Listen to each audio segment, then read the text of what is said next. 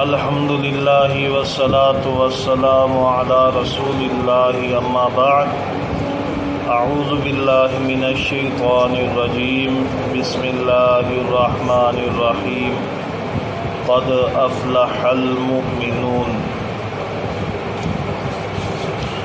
اچھا جی، آج ہم 18ویں پارے کا خلاصہ کریں گے۔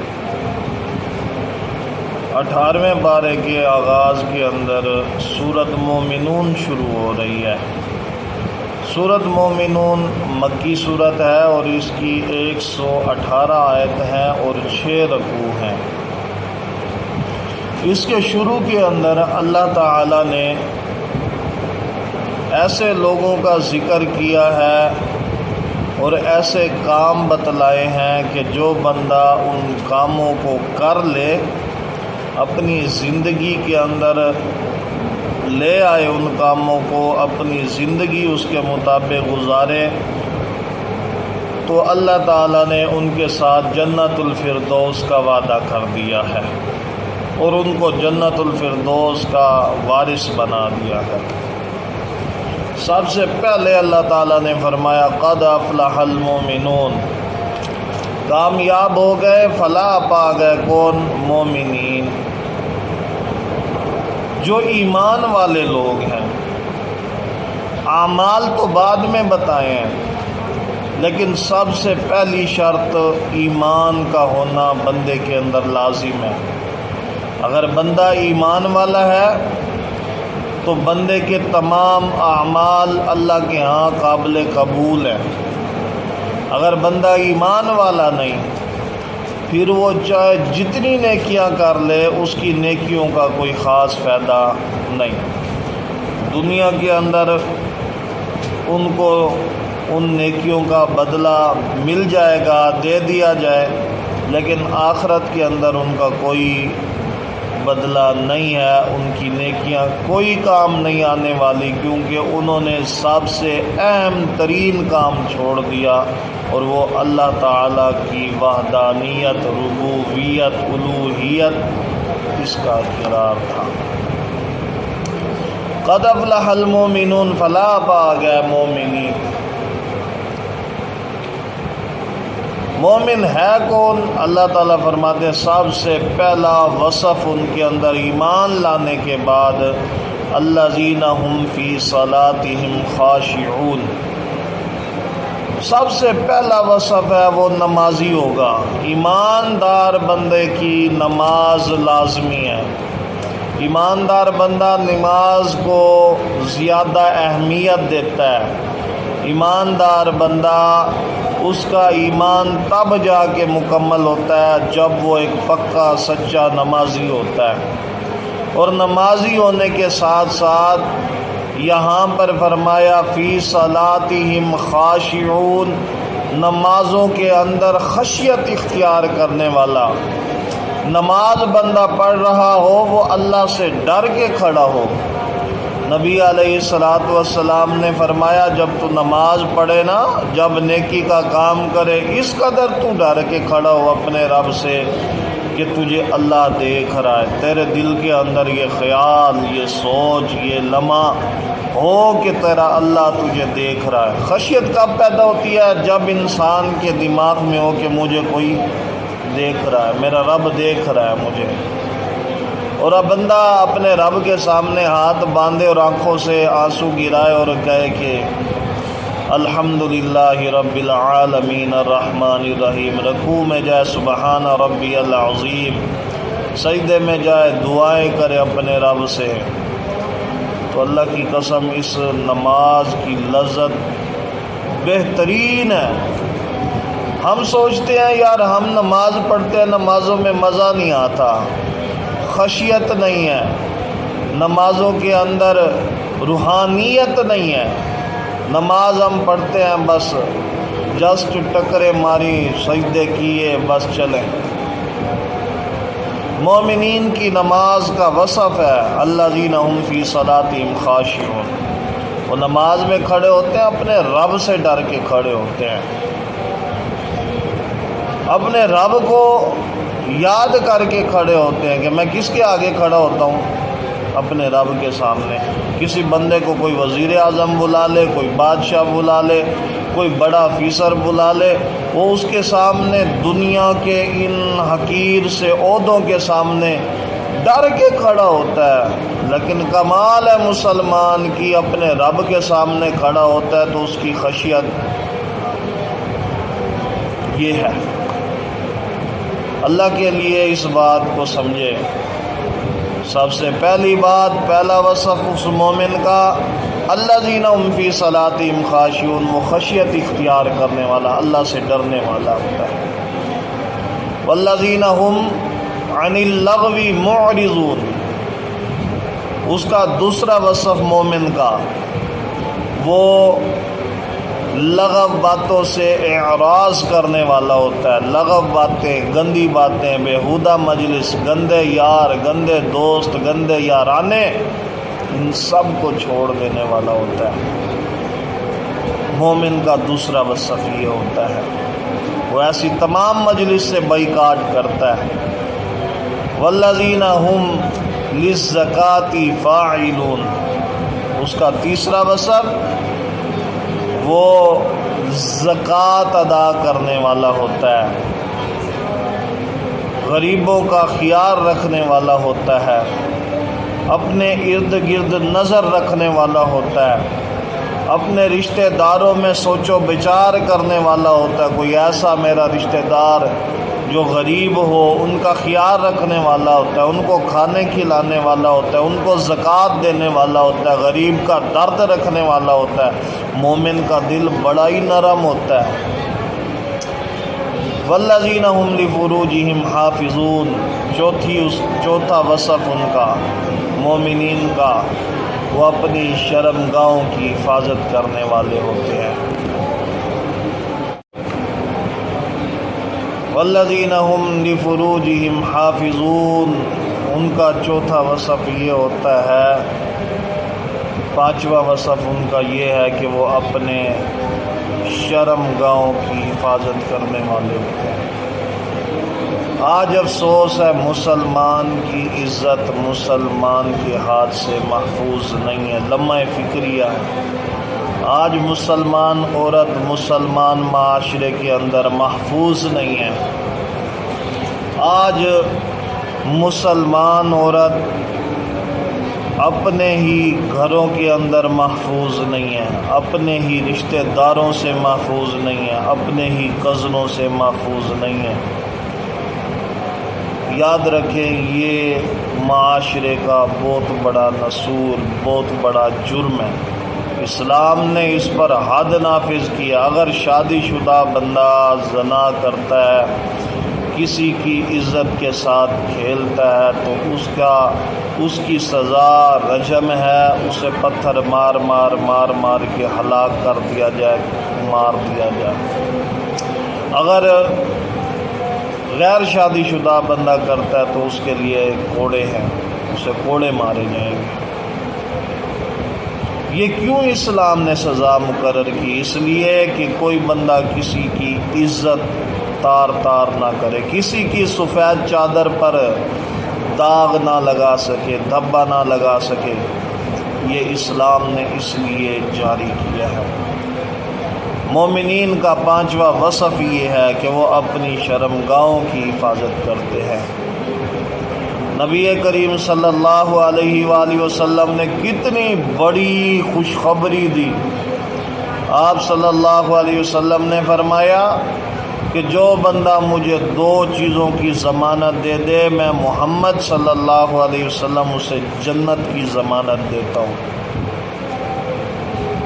یا رسول اللہ، وہ دو چیزیں کون سی جس کے بدلے میں اللہ تعالی سے جنت ملے گی ہمیں، ہم جنت میں داخل ہو جائیں گے؟ آپ فرماتے ہیں جنت کے داخلے کی ذمہ داری میری ہے۔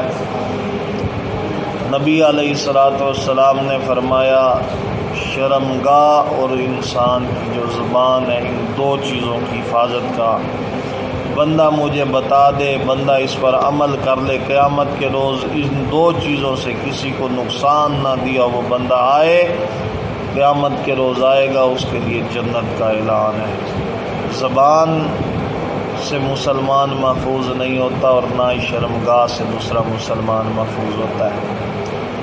پانچواں وصف اس کا کیا ہے کہ والذین هم لفروجہم حافظون، وہ اپنی شرمگاہوں کی حفاظت کرنے والے لوگ ہوتے ہیں، ایمان والے۔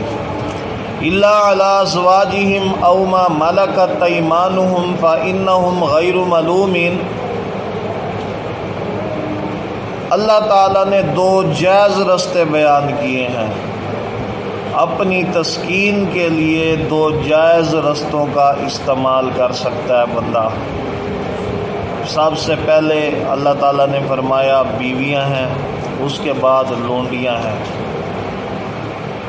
بیوی وہ عورت ہوتی ہے جسے ہم نکاح کر کے لے کر آتے ہیں، اعلانیہ نکاح کیا جاتا ہے، وہ بیوی ہوتی ہے، اس کا حق مہر جو ہے وہ طے کیا جاتا ہے، بیوی ہوتی ہے۔ حجاب و قبول ہوتا ہے، وہ قبول کرتی ہے، ایک دوسرے کو ایکسیپٹ کرتے ہیں، وہ بیوی ہوتی ہے۔ اور دوسری چیز لونڈی ہے۔ جہاد کے میدان کے اندر بندہ جہاد میں اترتا ہے اور جنگ جیتتا ہے، اور جنگ جیتنے کے بعد جو مال غنیمت ملتا ہے یا جو لوگ مارے جاتے ہیں ان کی بیویاں، ان کی بچیاں ہوتی ہیں، وہ پھر تقسیم ہوتی ہیں مسلمانوں میں، انہیں لونڈیاں کہا جاتا ہے۔ ان کو بھی اسلام نے عزت دی ہے کہ وہ بھی مسلمانوں کے ساتھ رہ سکتی ہیں اور مسلمان اس سے فائدہ اٹھا سکتا ہے جسمانی طور پر۔ یہ دو چیزیں۔ اس کے علاوہ اللہ تعالیٰ فرماتے ہیں فَمَنِ ابْتَغَىٰ وَرَاءَ ذَٰلِكَ فَأُولَٰئِكَ هُمُ الْعَادُونَ۔ اس کے علاوہ کوئی رستہ اختیار کیا تم نے اپنی جسمانی تسکین کے لیے، تو یاد رکھنا یہ لوگ حد سے تجاوز کر لینے والے ہوں گے، یہ اللہ کی حدود کو پھیلانگنے والے ہوں گے، اللہ کی حدود کو کراس کر جانے والے ہوں گے۔ چھٹی بات والذین هم لأماناتهم وعہدہم راعون۔ مومن ایمان امانت دار ہوتا ہے، مومن خیانت کرنے والا نہیں ہوتا، مومن خائن نہیں ہوتا، ایمان والا ہوتا ہے۔ والذین هم علی صلواتہم یحافظون۔ مومن کی ایک نشانی یہ بھی ہے کہ وہ اپنی نمازوں کی حفاظت کرنے والا شخص ہوتا ہے، وہ اپنی نمازوں کی حفاظت کرتا ہے، اپنی نمازوں پر ہمیشگی اختیار کرتا ہے۔ ایسا نہیں ہوتا کہ اس کا دل کرے تو گھنٹہ پہلے نماز پڑھ لے، ایسا نہیں ہوتا کہ اس کا دل کرے تو گھنٹہ بعد میں نماز پڑھ لے۔ جو گھر میں میری بہنیں ہیں، میری مائیں ہیں، عورتیں ہیں، ان کے لیے بھی یہ پیغام ہے، اللہ کے لیے وقت اول کے اندر نماز ادا کریں، اذان ہو، اذان کے بعد فوراً وضو کریں اور سنتیں ادا کریں، اور اس کے بعد جو ہے فرض نماز ادا کریں۔ گھر کے کام کاج میں لگی رہتی ہیں اور نماز کا وقت ضائع۔ مومن مرد ہو یا عورت ہو، اس کی نشانی یہ ہے کہ وہ اپنی نماز کی حفاظت کرنے والا ہوتا ہے، وہ اپنی نماز پر ہمیشگی اختیار کرنے والا ہوتا ہے، اسے وقت پر ادا کرنے والا ہوتا ہے۔ مومن اس کا ایک وصف یہ ہوتا ہے۔ اللہ تعالیٰ فرماتے ہیں پھر سنو، جو بندہ نماز میں خشیت اختیار کرتا ہے، بے حیائی کی باتوں کو چھوڑتا ہے، زکوٰۃ ادا کرتا ہے، شرمگاہوں کی حفاظت کرتا ہے اور امانت دار ہوتا ہے اور نمازوں کی حفاظت کرنے والا ہوتا ہے، اولئک ھم الوارثون، یہی لوگ ہیں۔ اللہ فرماتا ہے ہم نے ان کو وارث بنا دیا ہے، کس چیز کا؟ الذین یرثون الفردوس ہم فیہا خالدون، ہم نے ان لوگوں کو جنت الفردوس کا وارث بنا دیا ہے۔ یہ بہت بڑی انسان کے لیے کامیابی ہے کہ وہ ان باتوں پر عمل کرے۔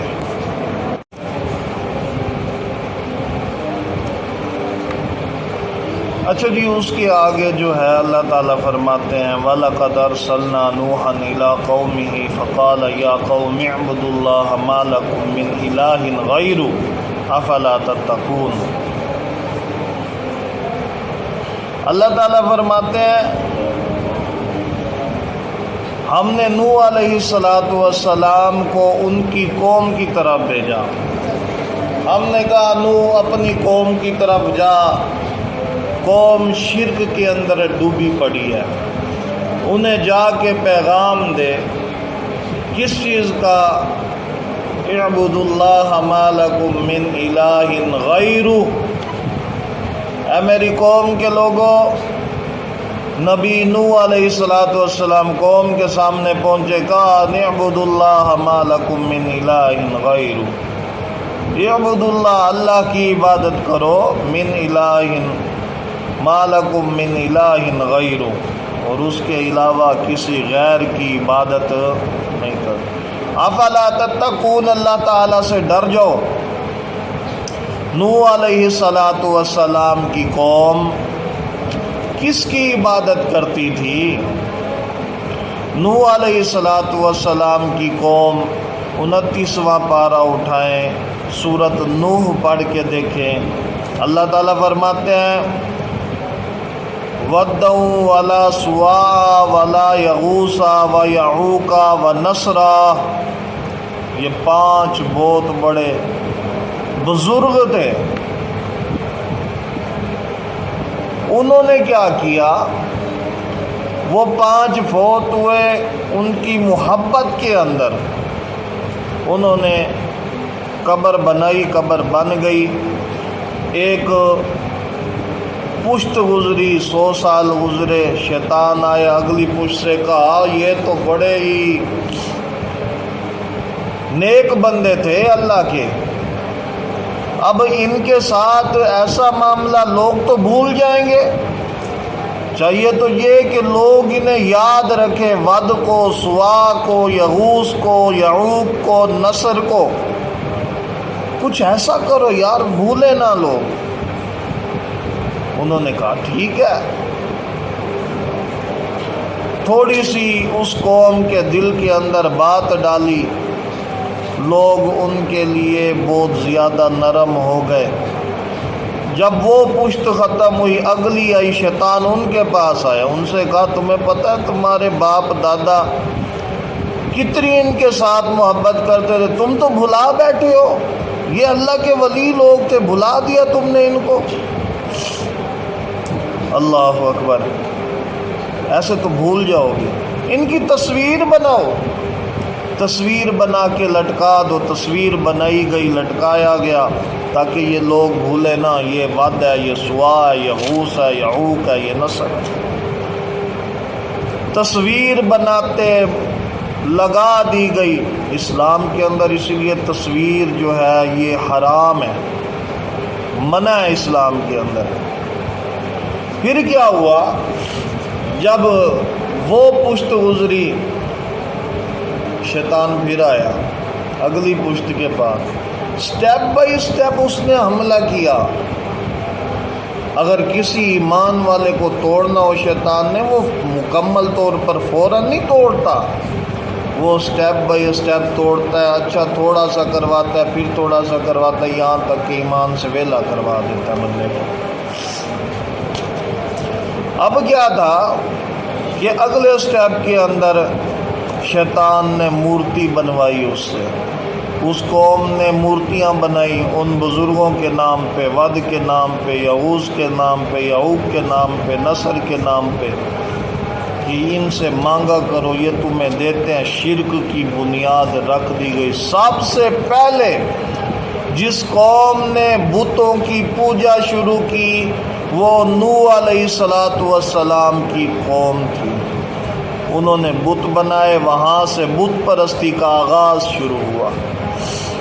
نوح علیہ السلام اس قوم میں آئے، قوم سے کہا وَلَقَدْ أَرْسَلْنَا نُوحًا إِلَىٰ قَوْمِهِ فَقَالَ يَا قَوْمِ اعْبُدُوا اللَّهَ مَا لَكُم مِّنْ إِلَٰهٍ غَيْرُهُ أَفَلَا تَتَّقُونَ۔ اور میری قوم کے لوگوں، اللہ کے علاوہ کسی کو نہیں پکارنا، اللہ کے علاوہ کسی کی عبادت نہیں ہے، اللہ کے علاوہ کسی کے سامنے جھکنا نہیں ہے، اللہ کے علاوہ کسی کے سامنے نظر و نیاز نہیں ہے۔ یہ بزرگ ہیں، اللہ کے ولی تھے، لیکن تمہیں کس نے کہہ دیا ان کی مورتیاں بنا لو، تصویریں بنا لو، ان کے سامنے جھک جاؤ، ان کے سامنے لیٹ جاؤ؟ تمہیں کس نے کہہ دیا؟ اللہ کے لیے میں یہاں پر ایک نقطہ رکھنا چاہتا ہوں، درد دل رکھنا چاہتا ہوں اپنے اسٹوڈنٹ کے سامنے، اپنے بھائیوں کے سامنے۔ اس بات کو سمجھ لیں، اولیاء اللہ کے ہاں مقرب ہوتے ہیں، اللہ کے ہاں مقرب ہوتے ہیں، مگر ان کی تصویریں بنانا، ان کی مورتیاں بنانا یہ شرک ہے، اور قوم نوح نے سب سے پہلے کیا۔ تو محترم بھائیوں، آج بھی میں گزرتا ہوں، لوگوں نے اپنی دکانوں کے اندر، کسی نے اپنے گھروں کے اندر، کسی نے اپنی بیٹھکوں کے اندر یہ جی غوث پاک کی تصویر ہے، یہ فلاں اولیاء کی تصویر ہے، فلاں کی تصویر ہے، یہ داتا صاحب کی تصویر ہے، یہ شیر والے صاحب کی تصویر ہے، فلاں کی تصویر ہے۔ وہ اللہ کے لیے سمجھو اس بات کو، کہیں شرک کے دلدل میں نہ گر جانا، اعمال تباہ نہ کر لینا، کلمہ پڑھنے کے باوجود کہیں جہنم کی آگ میں نہ چلے جانا۔ ما لکم من الہ غیر، اللہ کے علاوہ کسی کی عبادت نہیں ہے۔ اسی تصویر کی وجہ سے لوگ شرک میں گرے۔ آج بھی پاکستان کے در و دیوار میں اسی تصویر کی وجہ لوگ ان اولیاء کی تصویر کیوں لگاتے ہیں؟ برکت کی وجہ سے، نقصان نہیں ہوتا ہمارا، بچا لے گا اپنے رب سے۔ سبحان اللہ، اپنے رب سے عقیدہ کتنا دور کر لیا تو نے، بھروسہ کتنا توڑ دیا اپنے رب سے۔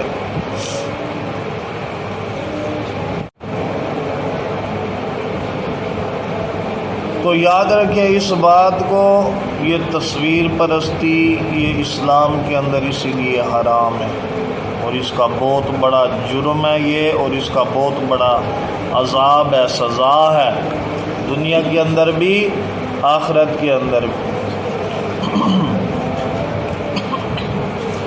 اچھا، تو نوح علیہ السلام کی قوم کے سامنے جب نوح علیہ السلام نے یہ دعوت رکھی تو انہوں نے کہا فقال الملأ الذین کفروا من قومہ، ان کی قوم کے سرداروں نے صاف کہہ دیا، اللہ فرماتے ہیں الا بشر مثلکم، اور تم تو ہمارے جیسے انسان ہو۔ تو کہتا ہے نبی ہوں، ہمارے جیسے انسان ہو۔ یرید ان یتفضل علیکم، انہوں نے اپنے لوگوں سے کہا، سردار جو تھے انہوں نے اپنے لوگوں سے کہا اور یہ ہم میں سے برتری چاہتا ہے، یہ ہم سرداروں سے بھی اوپر بڑھ جانا چاہتا ہے، اسے اور تو کچھ نہیں ملا، اس نے نبوت کا دعویٰ کر دیا۔ اللہ اکبر۔ اللہ تعالیٰ فرماتے ہیں وَلَوْ شَاءَ اللَّهُ لَأَنزَلَ مَلَائِكَةً، اگر اللہ ہی کو منظور ہوتا تو کسی فرشتے کو ہی اتار دیتا، لیکن کیا ہے، مَا سَمِعْنَا بِهَذَا فِي آبَائِنَا الْأَوَّلِينَ، ہم نے تو اسے اپنے اگلے باپ داداؤں کے زمانے میں سنا ہی نہیں ہے۔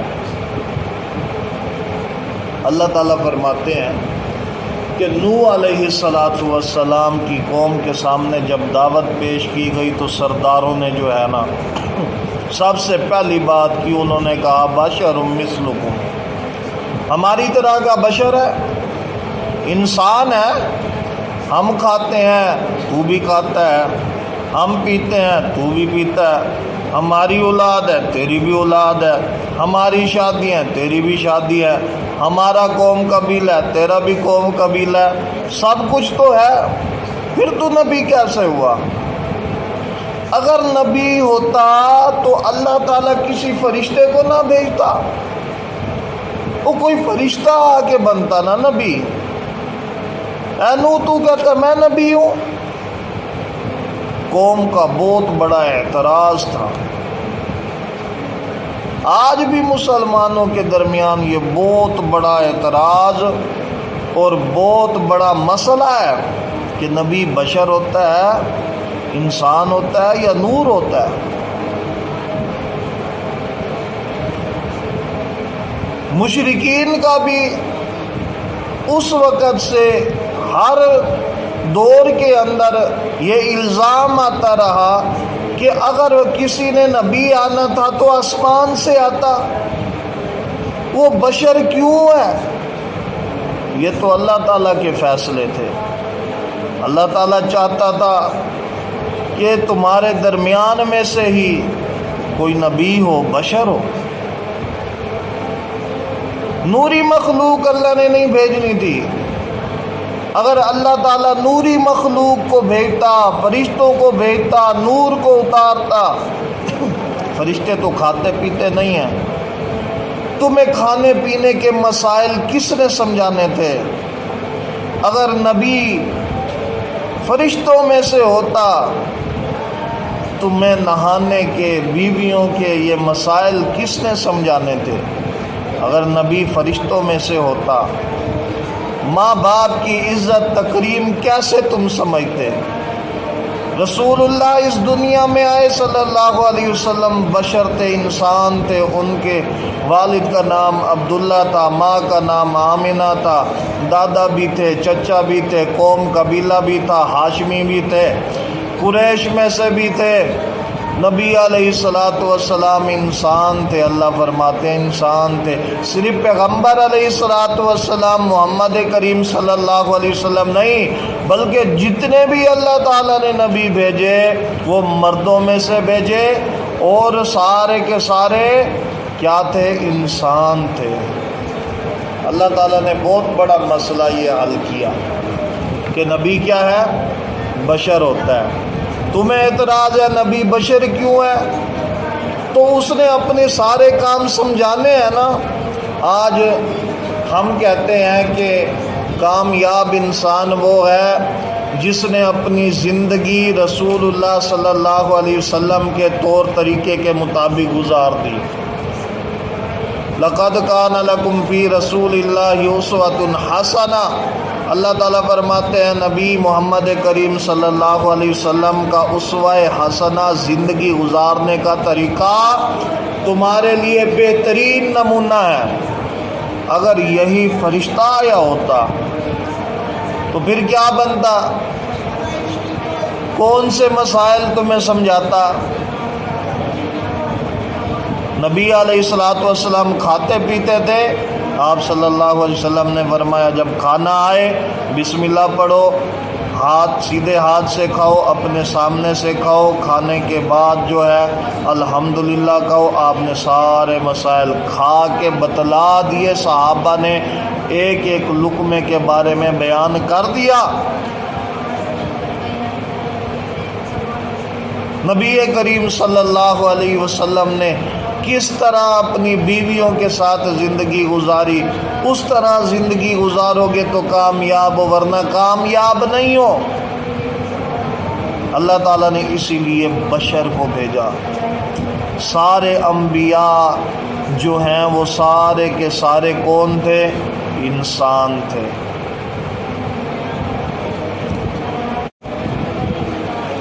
سارے کے سارے انبیاء انسان تھے۔ لیکن یاد رکھو لوگوں، اس بات کو یاد رکھنا ہے، کیا نبی علیہ السلام عام انسانوں کی طرح نہیں تھے؟ اللہ نے پوری کائنات میں سے سب سے زیادہ افضل ترین، عمدہ، پاکیزہ، طاہر، طیب کسی کو بنایا ہے تو وہ میرے محمد ہے صلی اللہ علیہ وآلہ وسلم۔ ہیں انسان، لیکن انسانوں میں سے سب سے افضل ہے۔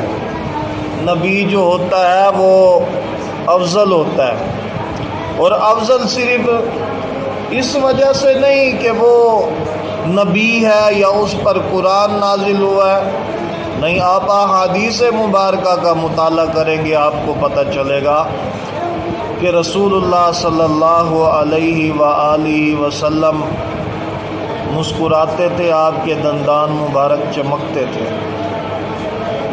صحابہ بیان کرتے ہیں نبی علیہ الصلوۃ والسلام کی خوبصورتی، صحابہ بیان کرتے ہیں کتنی خوبصورتی تھی۔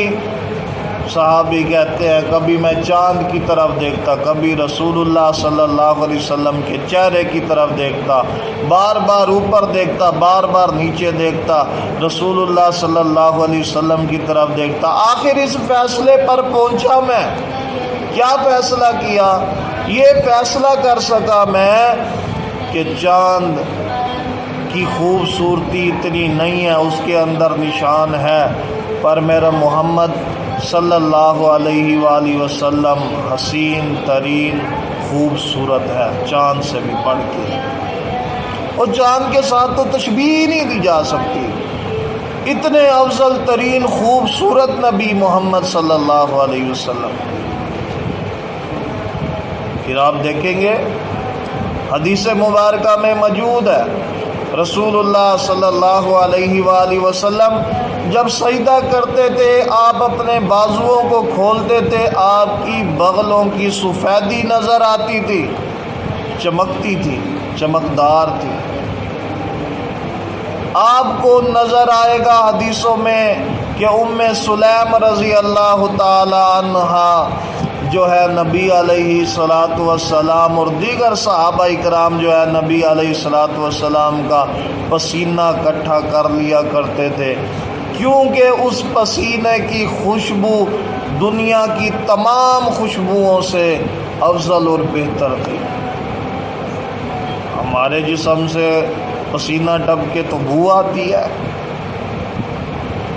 تو نبی علیہ الصلوۃ والسلام کو اللہ تعالیٰ نے انسان بنایا، مگر اس طرح کا انسان نہیں جس طرح ہم ہیں، یہ نہ سمجھنا۔ نبی علیہ الصلوۃ والسلام کو اللہ تعالیٰ نے افضل ترین انسان بنایا ہے۔ تو مشرکین کا یہ بات، یہ اعتراض اللہ نے رد کیا کہ یہ کیوں آیا ہے؟ اگر یہ نوح علیہ الصلوۃ والسلام نبی ہے تو آسمان سے کوئی فرشتہ ہوتا، نور ہوتا، یہ کیا ہماری طرح کا بشر ہے، ہم میں سے اٹھا ہے، کہتا ہے میں نبی ہوں۔ اس کے بعد اللہ تعالیٰ فرماتے ہیں ان ہوا الا رجل بہ جنۃ فتربصوا بہ حتی حین، یقیناً اس شخص کو جنون ہے، پس تم اسے ایک مقررہ وقت تک ڈھیل دے دو۔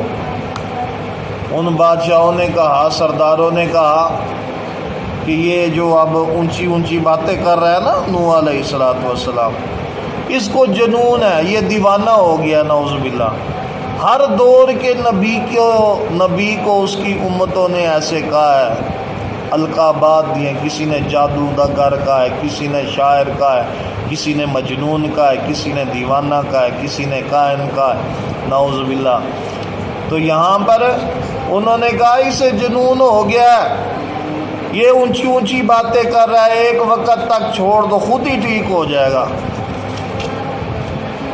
جب نوح علیہ الصلوۃ والسلام نے 950 سال تبلیغ کی، ایک لمبا عرصہ انتظار کیا کہ یہ قوم سدھر جائے، اللہ کی خالص عبادت کرے اور ایک اللہ کی طرف رجوع کرے، یہ جو سارے بت بنائے ہوئے ان بت پرستی سے آزاد ہو جائے، چھوڑ جائے، عبادت ایک اللہ کی کرے۔ اگر پھر امت نے نہیں مانا، قوم نے نہیں مانا نوح علیہ الصلوۃ والسلام کی بات کو، اللہ تعالیٰ سے کہنے لگے نوح علیہ الصلوۃ والسلام، قال رب انصرنی بما کذبون۔ نوح علیہ الصلوۃ والسلام نے دعا کر دی، کہا اے اللہ ان جھٹلانے والوں کے، یہ جو لوگ مجھے جھٹلاتے ہیں اس پر میری مدد کر دے۔ وہ یہ ایمان ہی نہیں لاتے، 950 سال ہو گئے، کأن فی اذنیہ وقرا، میں انہیں زبان سے دعوت دیتا ہوں، یہ کانوں میں انگلیاں ڈال لیتے ہیں، میں اشاروں سے دعوت دیتا ہوں، یہ منہ کو پھیر لیتے ہیں، یہ میری بات کو نہیں سنتے۔ نوح علیہ السلام نے بد دعا کر دی۔ ہر نبی کو ایک دعا اللہ نے ایسی دی ہے، نبی علیہ السلام نے فرمایا کہ اس کی وہ دعا اللہ تعالیٰ رد نہیں کرتا۔ پیارے پیغمبر علیہ السلام فرماتے ہیں ہر نبی نے اپنی دعا دنیا کے اندر وہ پوری کروا لی۔ یہاں پہ نوح علیہ السلام نے جو اللہ نے دعا دی تھی نا ایک کہ جب بھی مانگے گا وہ پوری کر دوں گا، ایک دعا ایک چانس دیا ہوا تھا، وہ نوح علیہ السلام نے کر دی، اپنی قوم کے بارے میں شکایت لگا دی۔ رسول اللہ صلی اللہ علیہ وسلم فرماتے ہیں میں نے ابھی تک اس دعا کو استعمال نہیں کیا، میں قیامت کے روز اپنی امت کی شفاعت کے لیے اس دعا کو استعمال کروں گا، میں کہوں گا یا اللہ میری امت کو معاف کر دے، جنت میں بھیج دے۔ سبحان اللہ و بحمدہ، سبحان اللہ العظیم۔